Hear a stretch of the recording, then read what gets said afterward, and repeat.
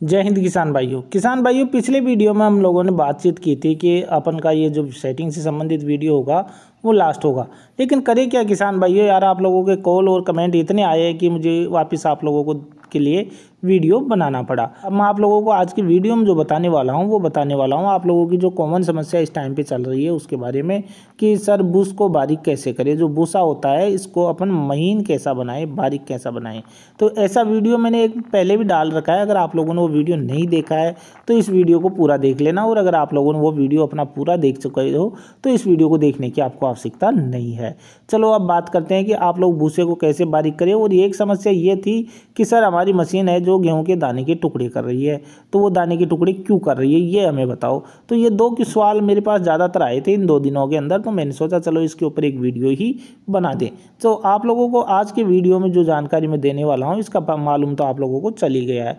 तो किसान भाई सबसे पहले अपन ये समझ लेते हैं कि ये बुश को बारीक किस तरीके से अपन करेंगे। तो किसान भाइयों ये जो मशीन के इस तरीके से ड्रम होता है, ड्रम के अंदर ऐसा एक घेरा होता है, घेरे के अंदर एक जाल होता है। किस तरीके का जाल होता है, इस तरीके का आपके पास एक जाल होगा किसान भाइयों।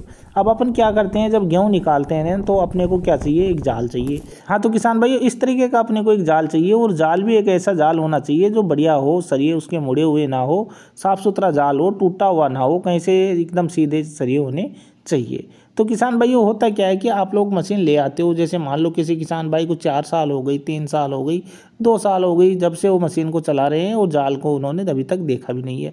तो होता क्या है किसान भाइयों, जब आप मशीन लाते हो तो नया नया जाल होता है तो मशीन बढ़िया तरीके से काम करती है। फिर क्या होता है, आप 2 साल 3 साल चलाते हो तो उसके जाल होता है ना, जाल के जो सरिये होते हैं ना, ये जो सरिये आपको मैं कलर चेंज करके ही बता देता हूँ जिससे आपको अच्छे तरीके से समझ आ जाए। ये जो सरिये दिख ही नहीं रहा है आपको, 1 मिनट थोड़ा मोटा पेन करता हूँ, अब देखो आप, जी हाँ किसान भाइयों अब आपको नज़र आ रहा होगा। तो किसान भाइयों ये जो सरिये होते हैं ना, ये आपको यहाँ पे नज़र आ रहे हैं, ये सरिये क्या होते हैं, गोल हो जाते हैं। गोल होने का मतलब ये जो किनारे हैं ना, ये सरिये के दोनों तरफ दो, तो एक किनारे क्या होते हैं, घिस जाते हैं, घिसने के बाद में ये गोल हो जाते हैं। अब अपने को जाल चाहिए गेहूं के लिए 3.5 सूत का। आप ये मैं बारीकी से आपको समझा रहा हूँ, इस बात को आप नोट करना। 3.5 का, 3 का भी चाहिए, और बहुत से किसान भाई तो 2.5 का जाल भी लगा के चला रहे हैं गेहूँ निकालने के लिए। अब क्या दिक्कत होती है 2.5 के जाल में और 3 के जाल में, मैं आपको बता देता हूँ। तो ये जो सरिये हैं इनके बारे में अपन बात कर रहे थे, बीच में अपन कहीं दूसरी जगह चले जाते हैं यार। तो ये सरिये जब आप गोल कर देते हो ना चला चला के, तो आपका भूसा क्या है, मोटा आने लग जाता है। मोटा जब भूसा देने लग जाती है मशीन, तो आप लोग क्या करते हो, हमारे पास कॉल करते हो कि सर हमारी मशीन तो भूसा मोटा दे रही है। अब आप लोगों को ये ध्यान में रखना है कि अगर आपके जाल के सरिये भी गोल हो गए हैं तो आपको जाल बनवाना पड़ेगा। एक बात, सरिये के बीच का जो गैप है ना, ये जो गैप एक सरिये से एक सरिये के बीच का गैप ये होना चाहिए 3.5 का, अगर गीला गेहूँ निकाल रहे हो। और अगर मान लो आप गीला गेहूँ नहीं निकाल रहे हो, सूखा निकाल रहे हो, तो आपको ये जाल चाहिए 3 से 3.25 के बीच का। ठीक है किसान भाइयों, तो ये गेहूं का जाल आपको बनवा लेना है। अब बहुत से किसान भाइयों को फिर भी दिक्कत हो जाती है कि सर हमें तो बारीक भूसा चाहिए और भी बारीक चाहिए। तो भाई आप लोग जाल तो 3.25 का बनवा लो, ठीक है, और उसके बीच में इस तरीके से सरिये लगवा दो, जैसे ये लगा हुआ है, इसी तरीके से एक यहाँ पे लगवा दो, एक यहाँ पे लगवा दो, तो आपका जाल तो होगा एक जैसे 3.25 का, लेकिन वो 3 का भी बन जाएगा।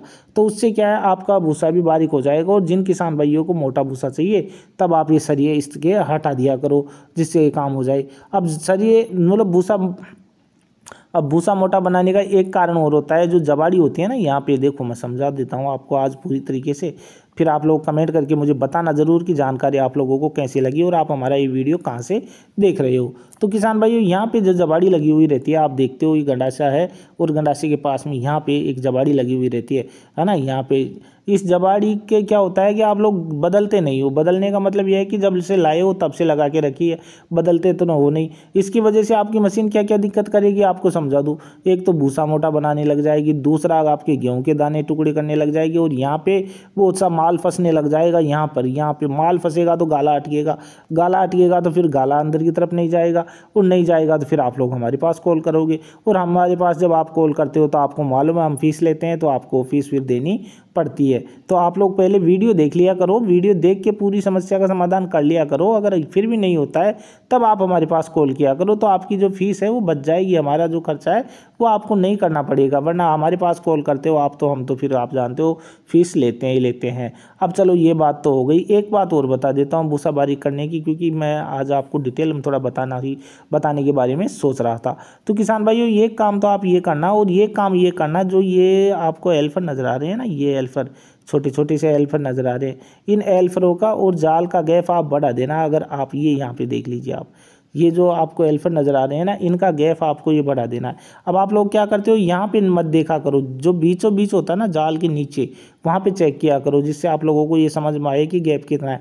यहाँ पे तो 2 उंगली का गैप आपको नज़र आ जाता है, लेकिन अंदर की तरफ 1 उंगली का होता है।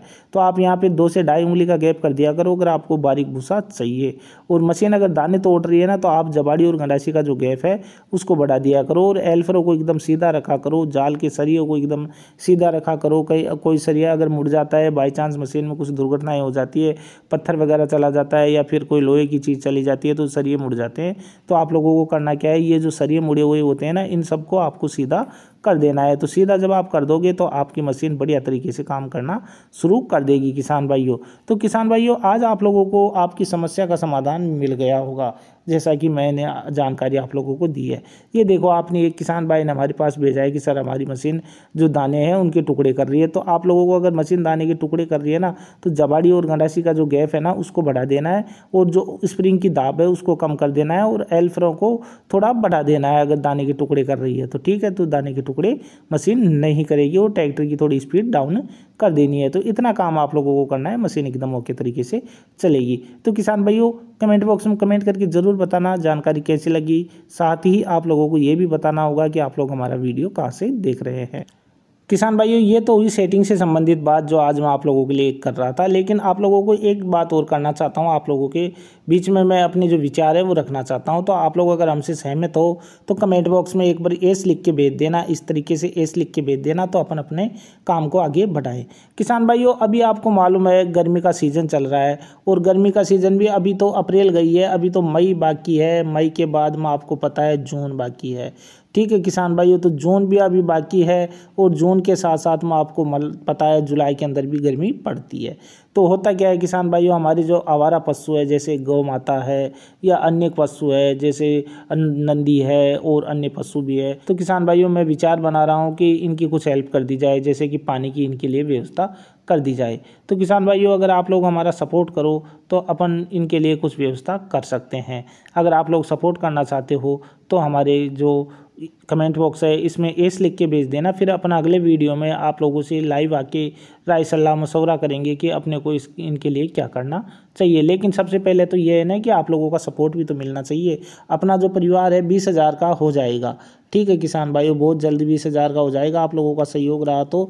और आप लोगों को तहे दिल से इसके लिए मैं धन्यवाद देना चाहता हूँ कि आप लोगों ने इतना प्यार और सहयोग हमें दिया। किसान भाइयों आप लोगों का क्या विचार रहेगा ये कमेंट बॉक्स में आप कमेंट करके हमें बताना कि अपन इसके बारे में आगे विचार करें या फिर ना करें। तो किसान भाइयों फिर मिलते हैं अगले वीडियो में एक और ऐसी जानकारी के साथ, एक और ऐसी वीडियो में। तब तक आप हमें दीजिए आज्ञा। जय हिंद।